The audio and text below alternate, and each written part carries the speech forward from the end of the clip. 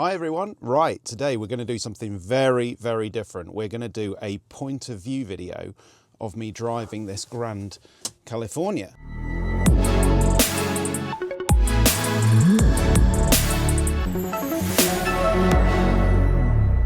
I'm just going to move things around a little bit so hopefully you can get a good view.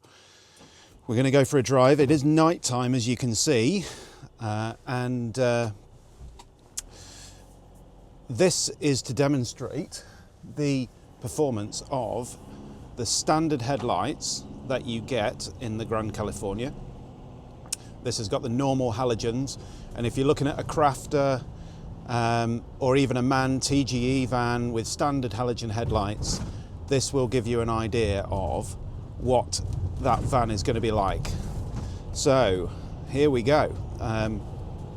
Hopefully this will give you an indication. So full beam, low beam, full beam. This particular Grand California 600 that we're driving does not have automatic high beam. Obviously you can buy these crafters 2017 model year onwards. This is still a current Gen 1. You can buy these with LED headlights. That's bi LED, so it gives you low beam and high beam. And our experience of that is that they are excellent and completely different in terms of the amount of visibility that you get compared to these halogens here. Definitely worth it, I think, in terms of safety and visibility, but also worth it in terms of the look as well. It does make the whole van look really smart, really modern. Definitely worth thinking about. It is expensive though, £1,000 plus. So yeah, just think carefully, but it certainly could be an option for you. A couple of other things we were going to do on this quick point of view drive is have a think about the performance. So this is a 177 horsepower 2 litre diesel. It's a bi-turbo, so there's two turbos, one small, one large, which merge together to give you the performance. And it's mated to an 8-speed automatic torque converter gearbox. That is very slick. It's the same ZF 8-speed gearbox that you get in lots of BMWs, lots of Audis. It's used across so many different platforms.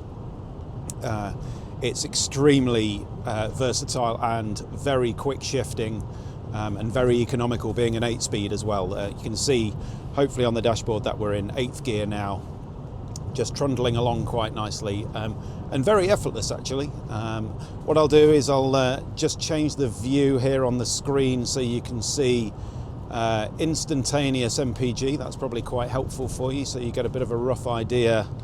There we go. Instantaneous MPG gives you a rough idea as we're just driving down fairly flat roads. Nothing too complicated about these roads, I'd say. Just gives you a rough indication, 50 mile an hour. Just be steady on the throttle, hold it there, 34, 35, something like that. And I'd probably say that's about typical from our experience of driving this van for a week. It does perform at about 30 mpge. If you're doing kind of 60-ish, 65, you're going to get 30 mpg out of it on a long run. If you're round town, it's obviously quite different to that because you start-stop all the time, and obviously you're using a lot of fuel just to get the thing going and moving. You know, this is a about 3.1 tons, so it's obviously a 3.5 ton capacity van in terms of the gross vehicle weight and what it can take. But as you can imagine, even empty, the sort of laden weight of this with a driver and a bit of water in it is about 3.1 tons. That's a lot of weight to get moving. So definitely more economical when you're just on a run like this. And as you can see, it's 36, 37. We're slightly downhill on this section, and then it's slightly uphill.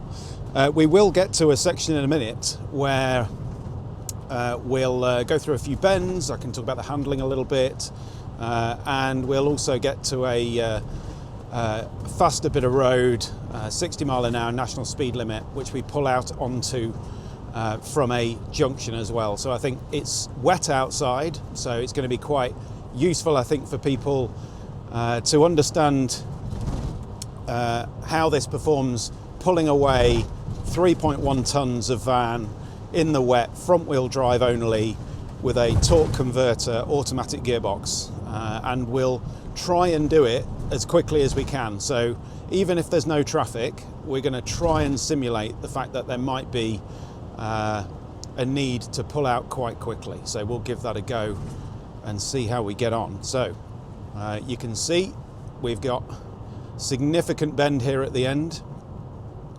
Bizarrely, one of the signs has blown round. There is no right-hand turn on this bend. Thankfully, I know where I'm going and I've been down here before. It's very dangerous if you haven't, though. So I have to say, handling-wise, you can see how the MPG plummets when you accelerate. Handling-wise, the Crafter is absolutely fantastic. You know, it's not a sports car, let's be honest, but the steering is really well weighted, does give you some feedback. It is electric power steering, so obviously that limits to a certain degree how much feedback you're going to get. But it is a fantastic drive. It does feel nimble. It doesn't feel really on the road any bigger than a Transporter if you're used to driving one of those. You do sit a bit higher than you do in a Transporter, so that does feel a little bit different.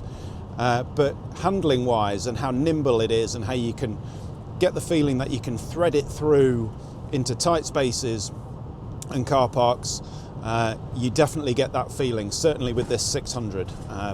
Obviously it might be slightly different with a 680 because it's 6.8 metres long and a long wheelbase rather than the medium wheelbase 6 metre long van that this is. And as we're threading ourselves down here, doing 50 mile an hour, doing the speed limit, you know, this is quite a winding road. The headlights aren't too bad down here, but I know this section here has a tendency to flood a little, but actually today we look like we're okay. It's handling this bumpy road really well. No issues whatsoever driving down here. Very calm. And actually not much noise from anything in the rear as well, from all of the fixtures and fittings. So this one particularly well screwed together, and yeah, like I say, performing well. So just pushing it into this corner now. Again, it's wet outside, not going to do anything too drastic, but handles everything with absolute ease. Right, we're about to get to that junction that I talked about where we turn right, and this is where I'm going to try to do quite a quick exit from this junction. So I'm going to just position ourselves accordingly, and I will wait for that traffic there. So start stop kicked in then. Right, now it's a tiny bit of wheel spin there, but this gives you an idea of the acceleration. This is flat down, third gear, fourth gear, so revving through, fifth gear, and we're at 60. So this is the national speed limit down here. So that gave you an idea of the performance of this 177 horsepower 8-speed combination in this 3.1 ton Grand California. As you can probably hear, the wind noise is slightly more now that we're on the move, and some of that will be in part to the high roof which they fit on this 600 variant of this California. So as you can see, quite a pleasant interior in here, just sort of mood lighting behind all of the switchgear, no footwell lights, nothing in the door cards at all, just quite nice and simple really. Cruise control on these on the steering wheel, so you turn the cruise control on and then you press the plus button. It gives you a little tiny indication saying miles per hour, hit set, and you can wind it up to what you want it to be, so 60 mile an hour along here. and that's it. It'll just trundle along. And this does have adaptive cruise control. It's radar based rather than camera based, which is good. In our experience, works extremely well, so very, very reliable.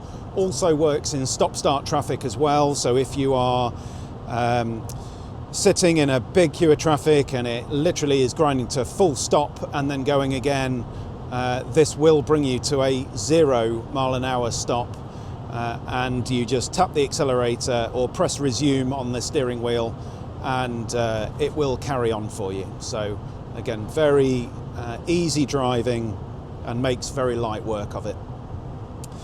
So hopefully you've enjoyed our little POV video. It's the first one of these that we've done. Hopefully it gives you a bit of an experience of what the Grand California is like to drive at night. It's quiet, competent, it's powerful really for the kind of van that it is, and we think it's a fantastic drive. So yeah, hopefully again you found this kind of thing different, a little bit alternative to some of the basic information you get around the California on YouTube and other places, and hopefully it gives you a bit of a feel for the van in a way that you might not have thought about before. So there you go. Hopefully that's helpful for you. If you like our kind of content and this kind of thing, you know what to do. Please like and subscribe, and we'll see you again soon for some more California time.